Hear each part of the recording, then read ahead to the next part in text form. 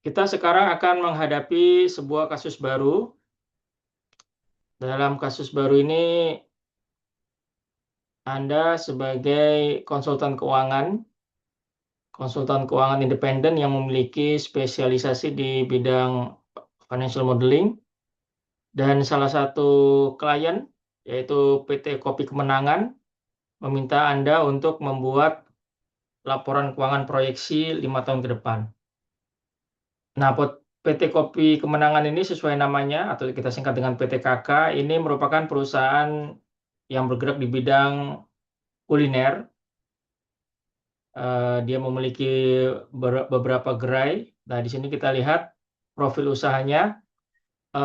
Profil usahanya, dia berdiri tahun 2020 dan beroperasi di Malang, Jawa Timur, dengan menawarkan sajian kopi, dan sejak tahun 2023 mulai melakukan ekspansi dengan menambah produk yang ditawarkan di gerainya, yaitu makanan ringan dan souvenir.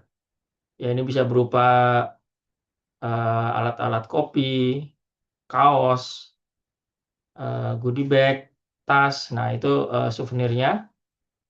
Nah, saat ini PT KK memutuskan untuk ekspansi karena saat ini eh, terkonsentrasi usahanya di Jawa Timur, di Malang, dan manajemen mulai memikirkan ekspansi ke 3 kota, yaitu Surabaya, Semarang, dan Jakarta.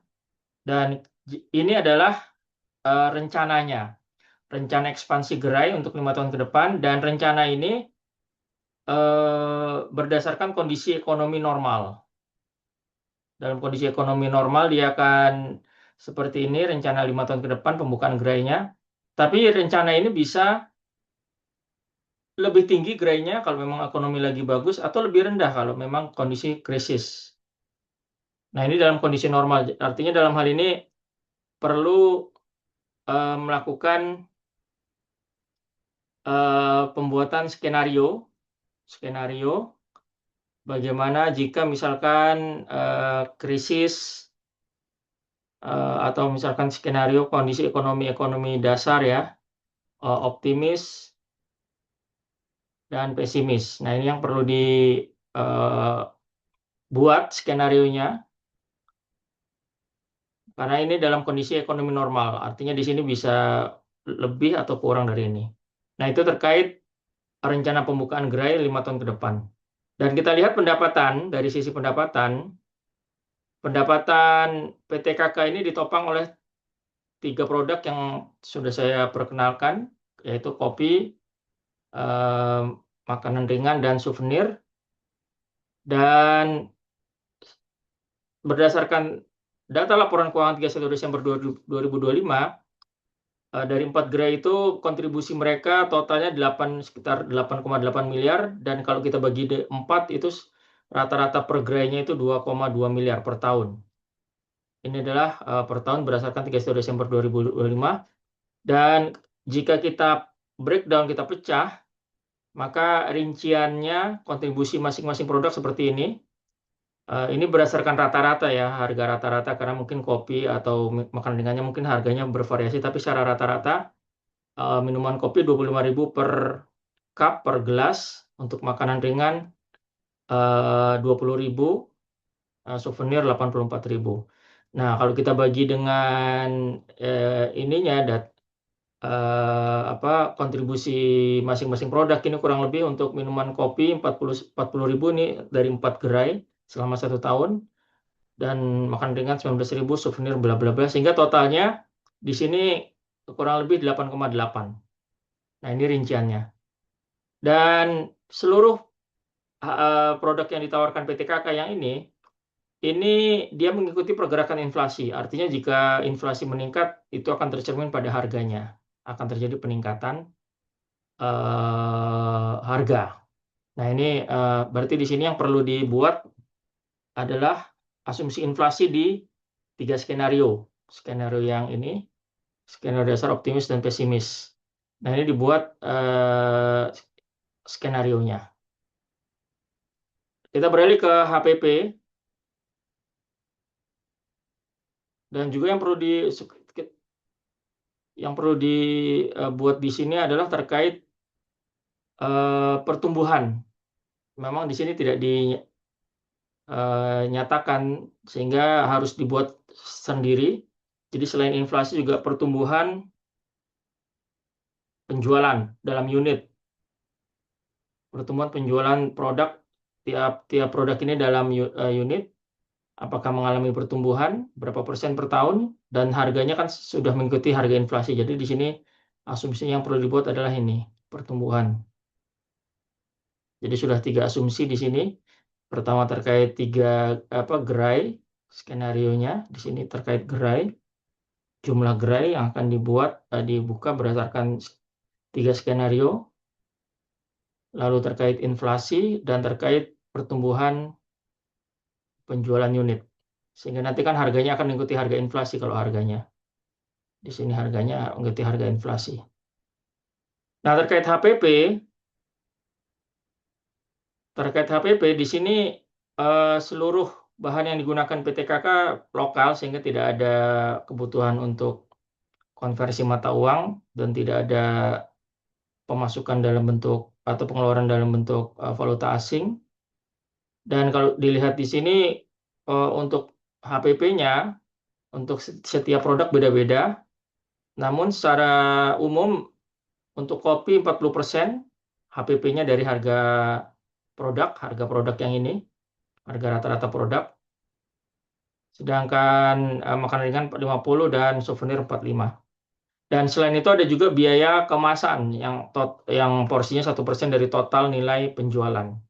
Jadi jika nanti sudah diperoleh asumsi pertumbuhan penjualan ini dan harganya yang disesuaikan dengan inflasi, maka kita akan bisa memperoleh total penjualan dan 1% dari total penjualan tersebut itu merupakan ada komponen biaya kemasan.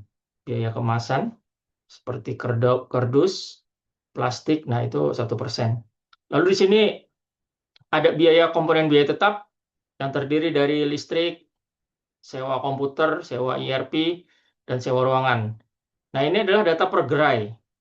Jadi, jika nanti tahun 2026 dan seterusnya ada ekspansi lebih dari 4 gerai, maka ini dikali dengan jumlah gerai. Jadi ingat ini per gerai ya. Jadi kalau ada 6 gerai ya dikali dengan 6 gerai, 7 gerai. Kalau 7 gerai ya dikali 7 gerai. Nah, itu. Lalu juga di sini ada biaya yang sifatnya semi variabel. Yang ini biaya tetap berarti. Sedangkan yang ini adalah biaya variabel dan kita menemukan di sini biaya yang sifatnya semi variabel. Dan di sini dia ada skema shift. Jadi secara normal, dalam kondisi ekonomi normal, top gerai ini akan beroperasi 16 jam. 16 jam, ini dalam kondisi normal, dan 16 jam itu berarti di sini dia akan 2 shift. Karena untuk lebih dari 16 jam, baru dia 3 shift. Karena di sini tidak melebihi 16 jam, pas di 16 jam, maka dia akan 2 shift. Tapi dalam kondisi ekonomi krisis mungkin juga shift-nya ini akan berkurang karena operasi jamnya mungkin dikurangi. Jadi dalam hal ini berapa lama operasi setiap gerai tergantung kondisi ekonomi. Jika kondisi ekonomi bagus mungkin dia bisa beroperasi 24 jam yang artinya dia akan terdiri dari 3 shift. Nah, ya. Sedangkan jika krisis mungkin dia hanya mungkin 6 jam atau ya 8 jam satu shift mungkin untuk penghematan. Nah, dan setiap shift akan ada 6 pegawai. Jadi kalau satu shift 6 pegawai, kalau 2 shift 12 pegawai dan kelipatannya. Nah, di sini harus diasumsikan terkait jumlah operasi jam operasi gerai. Di sini di sini kalau kondisi ekonomi bagus bisa 24 jam. Jadi di sini akan ada asumsi skenario terkait operasi gerai. Berapa jam operasi gerai berapa jam. Jadi ini berdasarkan asumsi apakah ekonomi sedang bagus, krisis atau dalam kondisi normal. Nah, ini ada skenario. Jadi di sini ada sudah 4 berarti ya skenarionya. Dan kalau dilihat di sini rata-rata gaji pegawai per karyawan adalah 60 juta per tahun. Dan ini akan mengikuti inflasi dan jumlah pegawainya di sini mengikuti shift. Ini jumlah pegawai yang ada di gerai. Ya, ini mengikuti shift di sini. Jadi jika misalkan 2 shift dan hanya 2 gerai, ya berarti 6 pegawai per shift dikali 2 dikali gerai, kan seperti itu. Nah, ini 60 juta per tahun rata-ratanya. Lalu di sini ada beban administrasi dan umum. Berikutnya, beban ini ya administrasi dan umum mungkin seperti di tenaga administrasi di kantor yang tidak terkait dengan gerai. Nah, ini ada pertumbuhan 7% per tahun dari tahun sebelumnya, sudah ada datanya di laporan keuangan. Dan dia akan mengikuti pergerakan inflasi. Nah, tadi sebelumnya sudah dibuat skema inflasi di sini. Jadi akan mengikuti di atas. Artinya di sini misalkan tahun lalu misalkan 100 juta misalkan, ini akan dikalikan misalkan pertumbuhannya kan 7% per tahun. Dikali dengan 7% dikali 1,07 dikali 1,07 dikali lagi dengan inflasi. Nah, seperti itu. Dikali lagi dengan tingkat inflasi. Karena di sini ini pertumbuhan realnya, pertumbuhan real. Pertumbuhan real ini belum memasukkan inflasi. Itu terkait biaya umum dan administrasi. Dan 7% ini konstan selama 5 tahun. Jadi nanti dikalikan dengan tingkat inflasinya. Seperti ini. Berikutnya adalah daftar aset tetap. Di sini PT KK ini memiliki beragam jenis aset. Mulai dari alat-alat kafe, alat-alat pembuatan roti, snack, sampai kendaraan operasional. Nah, secara umum aset tetap yang dimiliki PT KK bisa dibagi menjadi 4, yaitu mesin kafe, kendaraan, bangunan, serta tanah. Nah, untuk gerai sendiri, sebenarnya PT KK ini tidak memiliki gerai, dia hanya sifatnya sewa atau operasionalis.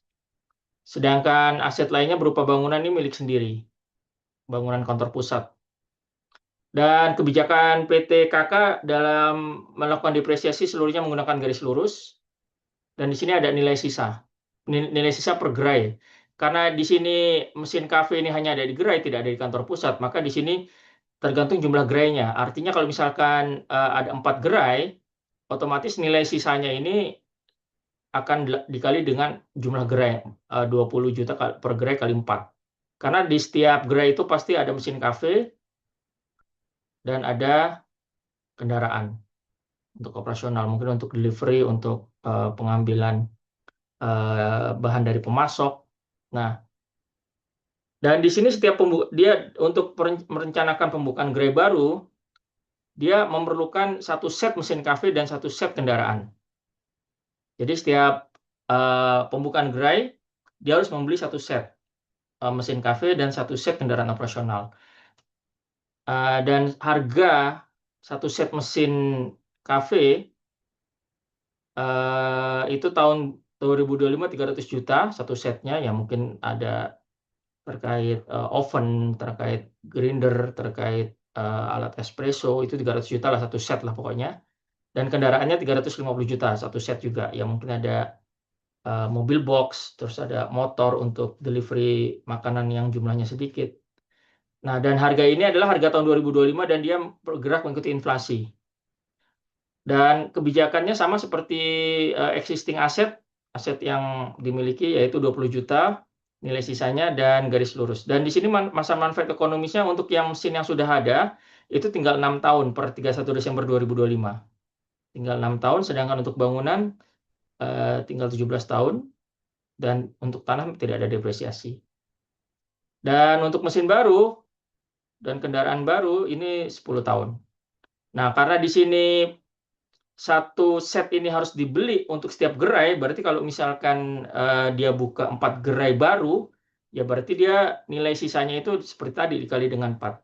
Dan pembeliannya juga dia akan dikali dengan 4. Misalkan buka 5 gerai. Untuk mesinnya dia perlu 300 juta kali 5. Karena kan satu set ini untuk satu gerai. Dan jangan lupa untuk nilai sisanya pun dikalikan dengan jumlah gerainya. Karena ini satu set untuk satu gerai. Nah, itu terkait ini fixed asset. Dan dia mengikuti inflasi ya, harga ininya, karena dia kan ekspansinya dia 5 tahun ke depan. Nah, ini rencana ekspansinya 5 tahun ke depan. Nah, jangan lupa dikalikan dengan jumlah gerainya. Dan inflasinya mengikuti inflasi yang tadi sudah dibuat di skenario ini. Nah, berikutnya terkait modal kerja. Modal kerja ini mengikuti kewajaran, harus dihitung perputaran modal kerja tahun sebelumnya, dan bisa dibuat asumsinya sendiri selama wajar. Lalu terkait pajak, di sini juga ada perbedaan pajak versi akuntansi dengan versi aturan pajak. Dan di sini ada selisih perbedaan 200 juta. Dan ini 200 juta ini selama 5 tahun. Artinya selama 1 tahun 200 juta, tahun berikutnya 200 juta, seperti itu asumsinya. Nah, terkait utang, PT KK saat ini memperoleh 2 fasilitas utang. Pertama adalah KMK, dan ini plafonnya 30 miliar dengan 12% bunganya. KMK ini sifatnya jangka pendek dan dia digunakan untuk memenuhi kebutuhan pendanaan jangka pendek ya, kurang dari 1 tahun. Dan sifat KMK ini, begitu ada dana lebih, arus kas bebas, free cash flow, maka dia akan gunakan arus kas bebas itu untuk pelunasan, Sehingga dalam hal ini sifatnya dia roll over ya. Artinya begitu ada saldo hutang dan begitu ada cash masuk, ada arus kas bebas positif masuk, dan arus kas bebas ini digunakan untuk pelunasan KMK. Sehingga dalam hal ini saldo hutangnya menurun. Dan ini ada batas maksimalnya kreditnya, plafonnya 30 miliar. Lalu fasilitas kedua berupa investasi, kredit investasi, skema murabahah. Murabahah ini skema pembiayaan syariah, di mana bank syariah membiayai pembelian kebutuhannya PT KK, dan dia akan mengenakan margin. Jadi dalam hal ini dia tidak mengenakan bunga, tapi dia mengenakan margin. Nah, dan di sini PT KK sudah mencairkan kredit sebesar 7,2 miliar. Sudah mencairkan kredit ini 7,2 miliar di tahun 2020. Dan berdasarkan perjanjian pembiayaan, PT KK wajib membayar 600 juta per tahun, termasuk margin di sini. 600 juta per tahun. Oh, maaf, belum termasuk margin, maaf. Belum termasuk margin, 600 juta ini hanya pengurangan pokoknya. Dan marginnya ini dikenakan dari nilai 7,2 fix di awal. Jadi dia ya namanya margin, dia akan kenakan berdasarkan harga awalnya nih, harga pembelian. Karena pada dasarnya kan murabahah ini Bank Syariah melakukan pembelian, dan setelah dibeli oleh Bank Syariah, aset ini dijual kepada nasabahnya, dalam hal ini PT KK. Jadi pada waktu itu 7,2 miliar ini Bank Syariah ini mengenakan margin 8%, marginnya. Sehingga dalam hal ini nanti untuk perhitungan margin ini, 8% ini dikalikan dengan 7,2 miliar selama 5 tahun ke depan. Fix 5 tahun ke depan, 7,2 miliar. Dan untuk pelunasannya 7,2 miliar ini dia akan dicicil. 600 juta per tahun. Dan kas yang dimiliki PT KK tersimpan di Bank Syariah dengan skema wadiah. Artinya dalam hal ini wadiah ini tidak memberikan bagi hasil. Jadi kalau kita menempatkan 100 juta, ya 100 juta itu akan tetap tidak bertambah karena tidak ada bagi hasilnya. Nah, itu yang wadiah. Lalu kalau kita lihat dari sisi ekuitas, di sini PT KK tidak merencanakan penerbitan saham baru dan pembelian saham baru buyback selama 5 tahun ke depan, artinya jumlah sahamnya itu akan konstan. Dan untuk kebijakan dividen di sini PT KK akan menerapkan kebijakan dividen baru seperti ini kebijakannya. Jadi untuk pembayaran dividennya tergantung pada jumlah laba bersihnya.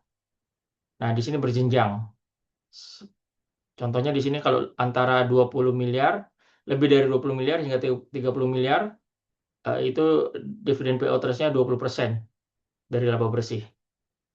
Nah, ini akan diterapkan di tahun depan, di tahun 2026.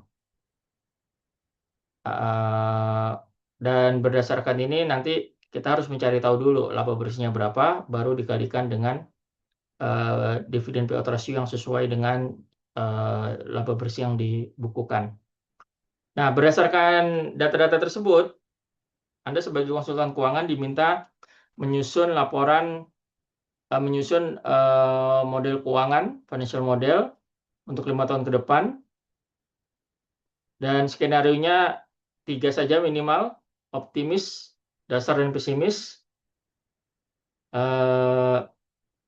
Di sini skenario-nya terkait pertumbuhan jumlah produk, jumlah gerai baru, tingkat inflasi, dan jam operasional.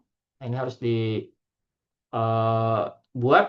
oleh Anda sebagai konsultan, karena di soal ini tidak ditentukan itu, jadi bebas selama masuk akal. Dan yang terakhir adalah buat laporan keuangan yang dinamis. Artinya dinamis ini kita rubah-rubah skenario-nya ini, dia harus tetap imbang. Nah, itu